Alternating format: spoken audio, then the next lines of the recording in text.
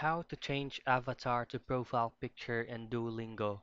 Now, before how it used to be, you really cannot change your avatar to profile picture using the app or on your mobile device. You really need to use your web browser doing this process. Now, once you are on your web browser, just go ahead and log into your Duolingo account. And before, all you just have to do is to click on profile.